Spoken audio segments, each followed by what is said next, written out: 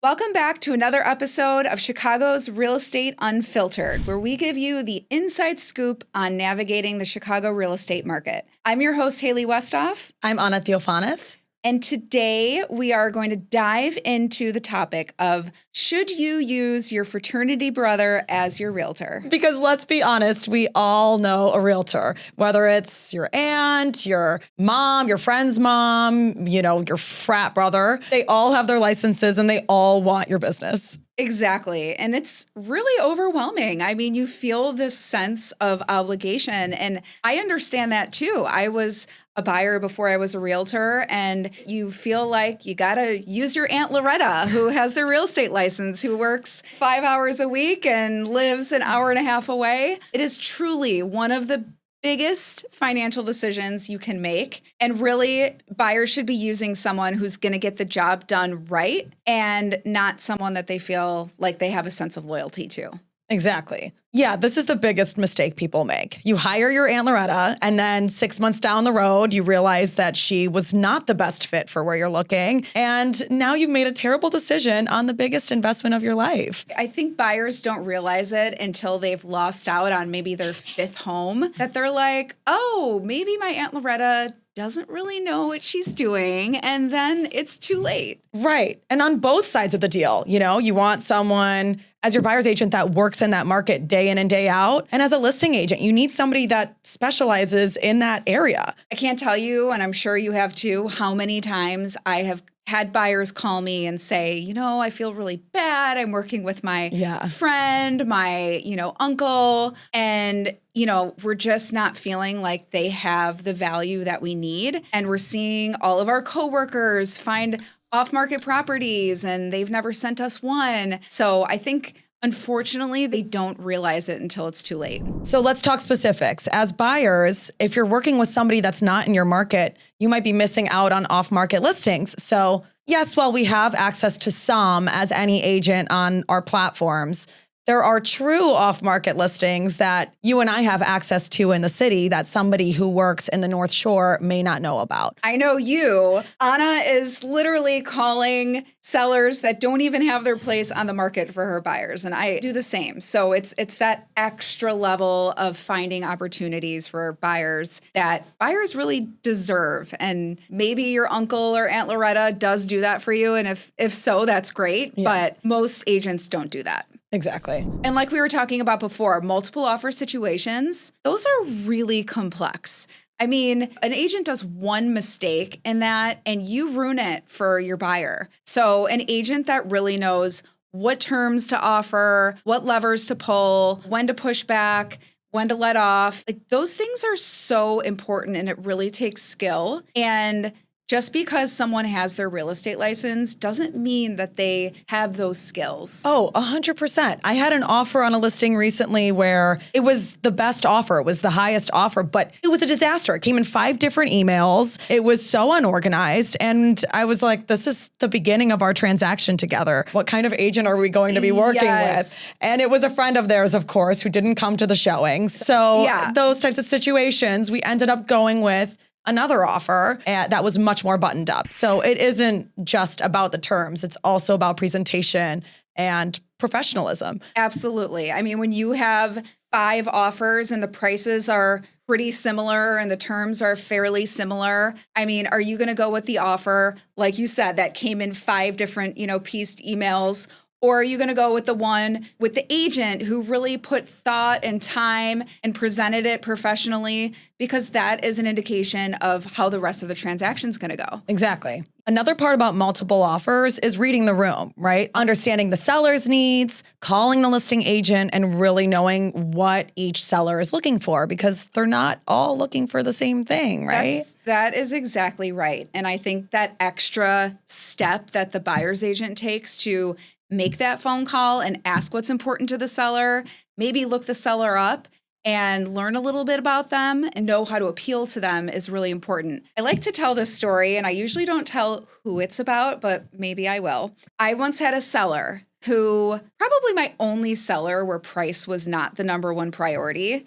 This seller had a particular priority, which was accepting an offer without a mortgage contingency. What? Yes. He said he could not sleep at night until we were through attorney review. And he was less concerned about the price. He did not want an offer without a mortgage contingency, and he was willing to accept a lot less for that term.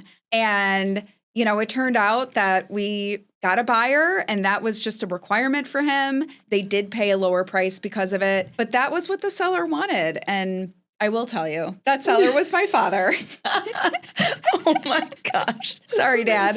But yeah, not all sellers care about price. Some just want closing date. They just, it's to each their own. Yeah, we had a sentimental seller, I don't know if you remember this, who accepted an offer because they liked the love letter and they wanted a family and they just connected to the buyer. Yes. So if you know that the seller's been living there maybe for over a decade and they're super attached to the home, then maybe you do a love letter for your buyers. And that seller accepted a lower offer. Because they were so emotionally attached to the home and they really cared about the buyer. Another thing that I think buyers overlook is just how the experience is going to go. Some buyers are looking over the course of a year or more, and your agent might be the first phone call you make in the morning and the last phone call you make before you go to bed. And it's truly like a marriage. So just because your mom's friend is a realtor, you really have to think that this is going to be a partnership for a really long time. It's so true. And communication, too, is everything when you're working with a realtor. You want somebody that's going to be on it. If you want to see a place, especially in this market, they need to be responsive and communicative and professional, showing up on time to your showings, showing up professional, not in sweatpants. About a month ago, I was at one of my listings and in walks the buyers. The girlfriend has her full Lululemon yoga gear and a ponytail. And I said, is your agent joining? And she said, I am the agent. And it was very clear that they were either together or friends, and turned out to be a multiple offer situation. And he really wanted it. And they lost because that agent did not know the right levers to pull. They did not put the terms that the seller cared about. That's a really good example of how someone lost a place that they loved. Exactly. We see it all the time. Yeah. So if Uncle Joe is not checking these boxes, I think it's time to start doing your homework. Ask around, ask your neighbors, ask your friends, your coworkers. Look online on online testimonials. Exactly. You should be reading the reviews, looking at their statistics. Are they selling in your market? What have they sold? What price point? And if you're looking for multifamilies, maybe don't work with somebody that only does single family homes. That's important. And interview your agent. Even if you know them, I know that sounds crazy, but you should also make sure you align on your goals. So it's still important to have those interviews. Especially if you're working with someone because they're a friend, because they're a relative, because they're your mom's neighbor.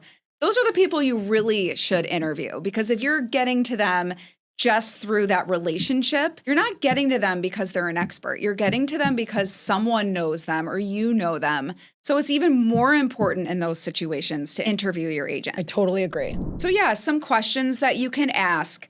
How long have you been an agent, and is it your full-time job?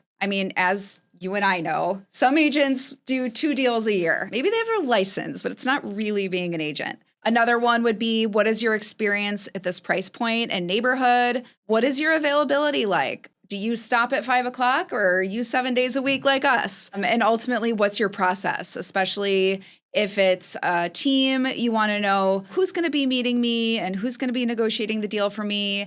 And, what's our communication plan? So those are just some of the questions that you should be asking your agent. And beyond that, they should also have connections within that pocket that you're looking in, right? Like great inspectors, contractors, people to help you along the transaction once you actually do get into contract. That's so important too. Another thing I feel like a lot of buyers don't realize, or sellers, is that we can always do a referral deal with their aunt or their cousin, and we can refer business back to them. If they don't work in that market, we can still support their business and let them know you haven't forgotten about them while still getting an expert in the area that you're looking at. I agree. And in a lot of cases where buyers have contacted me in this situation, I have offered their uncle or fraternity brother or friend a referral fee so that feelings aren't hurt and everybody wins. And that's worked out really well. So at the end of the day, Uncle Joe is probably not going to be the perfect fit. But sometimes your Uncle Joe or your sorority sister, they do happen to have the relationship with you. They're a good agent. They're an expert. They're great at what they do. They have all this market insight and they know the neighborhood and price point that you're working in. If that happens, you just hit the jackpot because that's perfect. You have this relationship with this person and they're good. So there are rare cases where that does happen. But if that's not the case, you might want to start looking for an agent who's truly a good fit for you, whether or not you have that relationship with them. And that's a wrap. Thank you so much for joining Chicago Real Estate Unfiltered. I am your host, Haley Westhoff. I'm Anna Theophanis. Please like or share this with someone that might be caught in this situation. See you next time.